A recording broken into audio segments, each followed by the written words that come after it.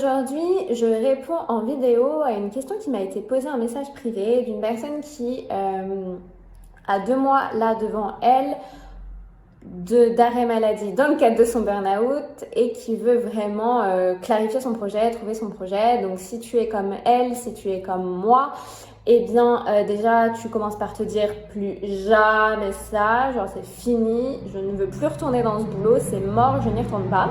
Donc tu sais ce que tu ne veux plus, mais tu ne sais absolument pas ce que tu veux. Et c'est marrant, j'en parlais dans mon post de lundi, dans la citation de Tolkien qui dit que tous ceux qui errent ne sont pas perdus.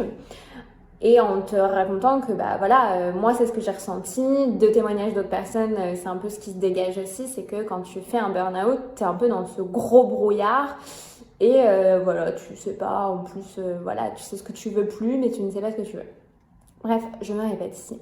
Donc cette personne voulait savoir comment en 2 mois elle pouvait avoir un projet concret, cadré, etc.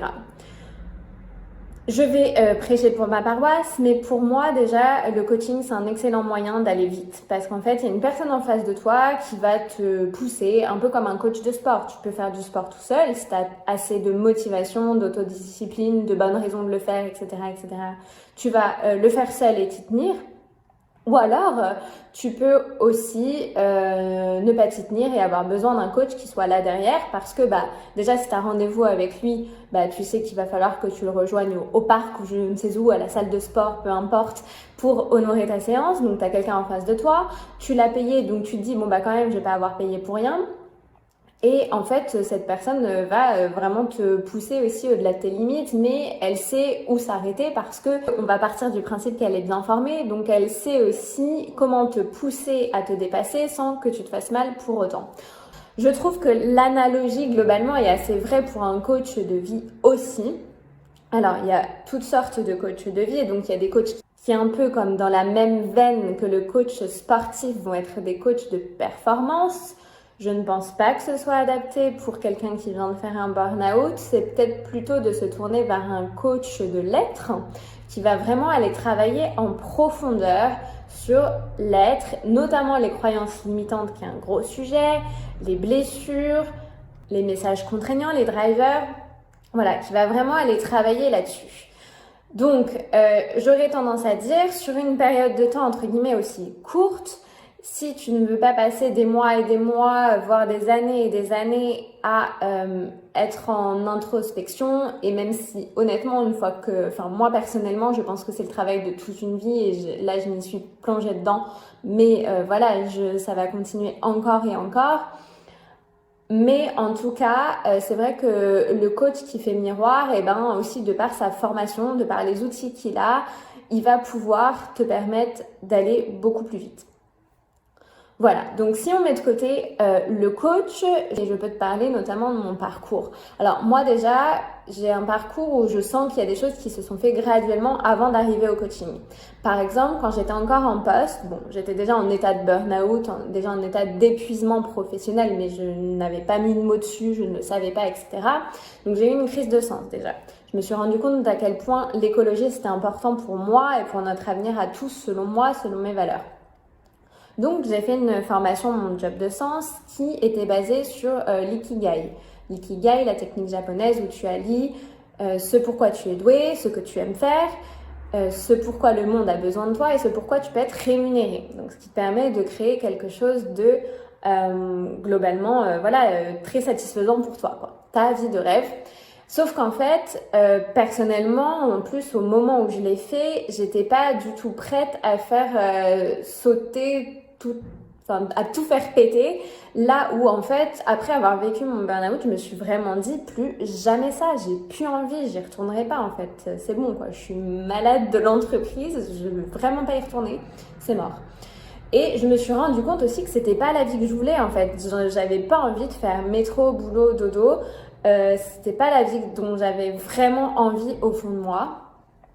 Et voilà, donc ça déjà, ça a fait péter plusieurs trucs, ça a fait sauter plusieurs trucs, parce qu'au moment où j'ai fait ma formation, donc mon job de sens avec l'ikigai, j'étais pas prête à partir aussi loin que ce que je fais aujourd'hui.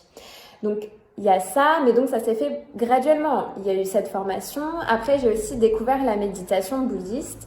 Et en fait, ce qui m'a énormément marqué dans la méditation bouddhiste et la prise de conscience que j'ai eue, c'est que, en effet, et pourtant ça faisait un moment que je l'entendais, donc pour moi déjà tout est graduel. Et en 2 mois, je suis désolée de te l'annoncer, mais bon, il y a tout ce que tu as vécu avant, évidemment. Donc après, si tu as les marches derrière toi nécessaires pour que là, en ces 2 mois, il se passe ce dont tu as besoin, c'est parfait. Et ce sera ton timing et ce sera comme ça, donc ce sera parfait. Mais pour moi, c'est beaucoup plus graduel. Donc, il y a eu cette formation en février 2018, je crois. Ouais, ça doit être ça. Et après, donc j'ai découvert aussi la méditation 1 mois avant de partir en arrêt maladie. Et donc vraiment le déclic de non, le bonheur ne vient pas de l'extérieur, c'est vraiment comment tu te sens à l'intérieur et comment tu accueilles les événements. Et aussi quelque chose que je pensais déjà en trame de fond, mais que le consumérisme, la société de consommation dans laquelle on vit, on va aller acheter pour combler un vide intérieur et enfin, ça ne marche pas comme ça. Et en fait, on a vraiment déjà tout en nous. Et le burn-out aussi, j'ai suivi une conférence super intéressante mercredi dernier sur le fait qu'en fait, le burn-out, c'est une maladie de civilisation. Et pour moi, notamment ce côté-là, voilà, consumériste, où on va chercher à consommer pour combler un vide intérieur, bah, c'est aussi ce qui fait qu'on vit des burn-out. C'est parce qu'en fait, on a des logiques, on a des systèmes qui ne nous conviennent pas, qui conviennent pas à l'épanouissement humain. Et là, on est en train, dans cette période de transition, où on est en train de se rendre compte de tout ça. On est aussi en train de se rendre compte que bah, tout le mal qu'on fait à la planète, c'est juste pas possible parce qu'on est en train de détruire notre maison. Et donc, en détruisant, en ne respectant pas notre maison, quelque part, on ne se respecte pas nous non plus, en fait, parce qu'on est en train de détruire notre propre habitat. Donc bref, il y a tout ça. Et pour avancer, donc voilà, moi, il y a eu cette première formation Ikigai sur le sens. Il y a eu la révélation avec la méditation et que vraiment c'est un truc intérieur, quoi. C'est un état intérieur, c'est vraiment pas à l'extérieur. Le burn-out qui m'a fait dire que notre société était vraiment malade dans sa manière d'être et c'est quelque chose que je pensais depuis longtemps mais qui s'est vraiment révélé à moi avec le burn-out. Cet aspect de plus jamais ça, en fait, j'ai plus envie de faire du métro, boulot, dodo et que si j'avais pas vécu de burn-out, j'aurais sûrement jamais vraiment pris conscience jusqu'au bout, quoi. Donc il y a eu tout ça. Ensuite, j'ai rencontré ma précédente coach, Salomé, qui pendant un atelier se changeait soi pour changer le monde. Donc je trouve que c'était parfait parce que moi avec le burn-out, j'avais commencé une grande introspection, ce qui est le cas pour beaucoup d'entre vous, je suppose. Il y a le livre qui m'a aidée avant même que je m'arrête pour le burn-out qui était Ta deuxième vie commence quand tu te rends compte que tu n'en as qu'une, qui est une lecture que je peux recommander aussi, qui fait prendre conscience de pas mal de choses quand tu es dedans. Ensuite, j'ai découvert donc Salomé, enfin j'ai découvert déjà le coaching, donc moi personnellement ça m'a changé la vie. Il y a eu quelqu'un en face de moi qui m'a dit bah en fait t'es capable de beaucoup plus que tu ne crois, tu as des talents cachés, il y a des programmes inconscients qui expliquent aussi pourquoi tu t'auto-sabotes, voilà, il y a de l'auto-sabotage aussi, des schémas inconscients et des choses que tu t'empêches de faire parce qu'en fait c'est des mécanismes inconscients que tu as fait pour que tes parents t'aiment, etc., etc. Donc le coaching, ça a un peu tout fait exploser pour moi et ça m'a vraiment changé ma vie. Il y a un avant et il y a un après, c'est sûr. Et donc en ayant rencontré Salomé sur un atelier Se changer soi pour changer le monde, il y a aussi eu donc tout ce travail sur les croyances limitantes que j'avais pas forcément trop abordé, bon un petit peu mais pas plus que ça, pas approfondi avec ma première coach, la coach rattachée au centre du burn-out à Paris, et qui m'a permis de prendre conscience aussi qu'en fait on nourrit ce à quoi on croit. Donc quand on croit qu'on n'est pas à la hauteur, en fait on continue à se nourrir avec ça et ça peut être expliqué autant par la programmation neurolinguistique, la PNL, que par la neuroscience, enfin du coup les deux se rejoignent. Mais moi, suite à cet atelier, Salomé m'a parlé de la loi de l'attraction et moi ça a vraiment tout changé pour moi. J'ai regardé le film Le Secret alors qu'il y avait que le recul et franchement hollywoodisé au possible. Oui, je viens d'inventer un nouveau mot. Et alors, j'ai le droit sur mes vidéos, c'est ma chaîne. Enfin, le film hollywoodisé au possible. Mais en fait, la loi de l'attraction, il y a aussi beaucoup de personnes. Donc, dans le film, il te montre des écrivains, mais plein de sortes, des conférenciers, ce que tu veux. Il y a plein de types de métiers possibles, des acteurs aussi. Mais donc, il y a pas mal de gens successful, en fait, qui réussissent grâce à la loi de l'attraction et qui ont réussi à l'apprivoiser. Et voilà, moi, au moment, en fait, où j'ai vu ce film, j'ai vraiment eu une révélation et je l'ai senti à l'intérieur de moi. C'est pas quelque chose que je peux t'expliquer de manière... Je peux pas l'expliquer à ton mental, je suis navrée. Alors moi aussi, hein, j'étais énormément dans le mental avant. Je le suis encore pas mal. Mais alors ça, c'est quelque chose qui s'est passé en moi. J'ai aucune explication tangible à te donner. C'est juste genre, bah ouais, merde, en fait, je suis passée à côté de l'explication de comment fonctionnent les choses, quoi. Et je te réexpliquerai, je te reparlerai de la loi de l'attraction. Mais moi, vraiment, cette ouverture, bah, on appelle ça un éveil spirituel. Donc voilà, cet éveil spirituel, il a tout changé plus pour moi parce que, voilà, j'ai commencé à suivre des personnes... Notamment aussi grâce à Salomé, j'ai découvert le livre de Jen Sincero, You Are a Badass. En français, tu vas tout déchirer. Le nom en français est vachement plus nul, je trouve que You Are a Badass, c'est vachement plus cool, vachement plus stylé. Mais bref, donc ça m'a fait découvrir la loi de l'attraction. Et en plus, ce qui est drôle, c'est qu'elle le fait avec beaucoup de second degré, d'ironie, etc. Mais voilà, en fait, de me dire, bah ouais, en fait, la vie... elle t'amène là où tu as besoin. Pour moi, du coup, depuis, j'ai rencontré aussi plein de gens qui m'ont inspirée, etc., qui font qu'aujourd'hui, j'ai les croyances que j'ai aujourd'hui. Mais aujourd'hui, ma croyance, déjà, c'est que la vie, elle veut notre bien. Donc, la vie, l'univers, le cosmos, je sais pas, appelle ça comme tu veux. Ça peut être Dieu aussi, au final. Enfin, elle veut notre bien, en fait. Et pour moi, la vie, quelque part, c'est un peu un jeu parce que c'est un peu comme si on avait des levels dans la vie et on passait de niveau en niveau. Et tout ça, en fait, c'est dans un grand but de mûrir, de comprendre. Et pour moi, en fait, on est une âme dans un corps et on vient s'incarner sur Terre pour réaliser des choses qu'on a autoprogrammées avant cette vie. Et on a aussi des blessures à guérir. Et en fait, tout ce mix de choses-là, ça fait qu'il y a un sens à cette putain de vie. Et en fait, moi, c'est ce qui m'avait manqué, mais toute ma vie. Et ça a juste tout explosé, quoi. Et ça m'a juste donné une infinité de possibilités énormes. Et un autre outil qui est arrivé aussi juste après, parce que donc j'ai fait cette conférence en mai-juin. Et en juillet, je me suis commandé un rapport numérologique. Donc en ayant ces nouvelles croyances, voilà, que bah, on est une âme incarnée et donc il y a un chemin décrit pour nous, etc. Et que donc notre naissance n'est pas un hasard, etc. Et nos noms, etc. Tout ça fait que on a un chemin un peu prédéfini. Et moi, en fait, à travers ce rapport numérologique, j'ai vraiment compris que l'entrepreneuriat c'était ma voie et c'est pas un hasard si depuis mes études sup j'ai voulu faire des stages dans des startups parce que l'entrepreneuriat ça me passionne depuis longtemps et en fait là j'ai enfin compris que c'était aussi pour moi quoi et que c'était dans cette voie que j'allais me lancer.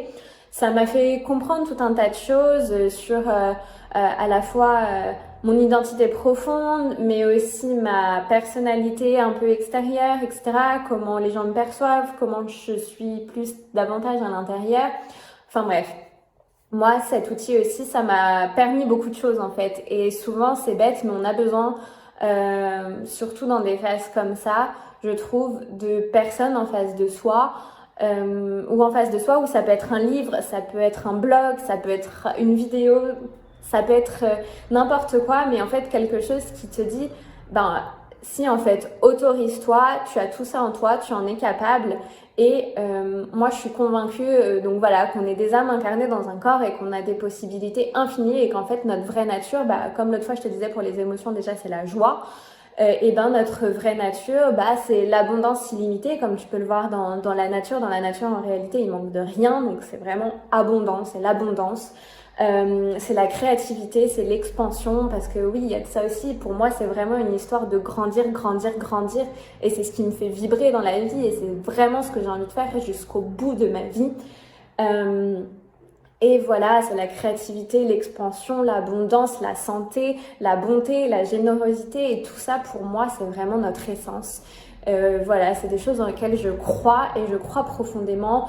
Et en plus, tout ça expliqué aussi par les neurosciences, et ben ça fait que, mais tu comprends en fait, tu t'auto-influences toi-même aussi juste avec ton cerveau. Et je pense que notre cerveau a un pouvoir de fou malade. D'ailleurs, par contre, on parle beaucoup mental, cerveau, etc. Mais en réalité, ton cœur, c'est le plus intelligent. Lui, c'est montré par des études, il sait avant même que ton cerveau ne capte l'information beaucoup plus rapidement. Et maintenant, ils ont réussi à faire des études comme ça pour le prouver. Et c'est pour ça aussi maintenant que j'ai envie vraiment de vivre avec mon intuition, de vivre avec mon cœur, de suivre mes envies. Et après, le principe de réalité, on s'adapte. Cet été, j'avais cette conversation avec ma mère qui me disait genre oui, t'es bien mignonne avec ton principe de tout le monde devrait vivre ses rêves, mais il y a le principe de réalité. Et je me suis étonnée moi-même parce que je suis pas franchement quelqu'un de très tac au tac. Je lui ai répondu du tac au tac. Oui, mais le principe de réalité, c'est aussi les grands acteurs qu'on connaît d'Hollywood, qui ont commencé comme serveurs, etc., mais qui ont dévoué toute leur énergie à concrétiser leur putain de rêve et qui, bon, je lui ai pas dit comme ça, j'ai pas dit putain devant ma maman parce que, oulala, mais qui ont concrétisé leurs rêves, quoi, et qui ont continué à mettre toute leur énergie là-dedans. Et le principe de réalité, bah ouais, ils avaient ce taf, ils bossaient là-dedans parce qu'ils savaient qu'ils avaient des factures, ils avaient besoin de se loger et tout, mais ils ont mis toute leur énergie, ils ont mis toutes les chances de leur côté. Et j'aime beaucoup aussi cette citation qui dit crois en tes rêves et ils se réaliseront sûrement, crois en toi et ils se réaliseront pour sûr.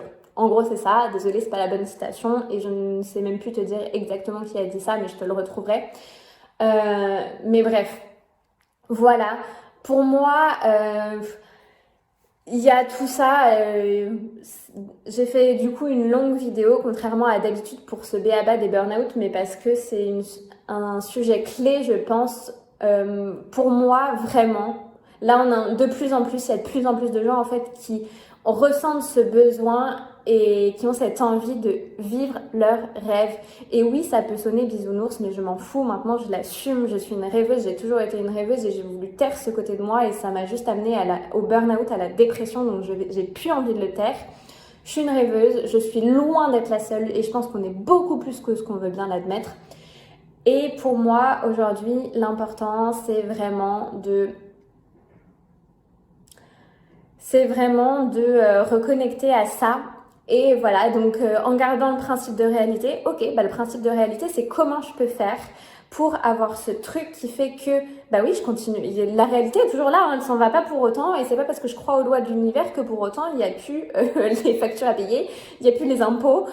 Non, c'est pas ça en fait, c'est juste, bah moi, mon rêve, ma vie de rêve, la vie à laquelle j'aspire, la manière dont j'ai envie de me lever tous les matins, de vivre ma journée, j'ai envie de me sentir comme ça, c'est ça. Et comment je vais faire pour, là, aujourd'hui, dans ma réalité des choses, pouvoir le mettre en place. C'est juste ça. Donc voilà, cette vidéo est un peu partie dans tous les sens et je t'ai dit ça vraiment avec la plus grande des convictions possible. Je ne peux pas être plus convaincue que ça, c'est ce qui m'anime, c'est ce qui me fait vibrer. Et voilà, donc si tu ne le sais pas encore, je suis en train de me reconvertir dans le coaching de vie parce que moi, c'est ce qui a changé ma vie. Et ça, plus l'éveil spirituel avec toutes ces belles croyances autour de ce que veut la vie pour nous et la vie veut notre bien. Moi, c'est maintenant, je suis convaincue de ça. T'es pas obligé d'y croire, on s'en fout, c'est ma croyance. Mais aujourd'hui, je suis convaincue de ça. Et voilà. Donc, c'est pour ça que je te partage tout ça aujourd'hui avec tant de conviction et voilà, autant animé. Une fois de plus, si tu es en burn-out, prends soin de toi parce que vraiment, tu mérites mieux que ça, tu mérites le meilleur. C'est vraiment ce que je te souhaite et je te souhaite de t'autoriser à reconnecter à tes rêves et à reconnecter à ton enfant intérieur qui, lui, il sait très bien là où tu veux aller, il sait très bien ce que tu veux faire et c'est juste nous, avec nos carcans, nos règles qui ne nous autorisons pas à le voir et à l'accepter. Donc, je te souhaite de l'accepter, prends soin de toi et passe une très belle journée. Ciao!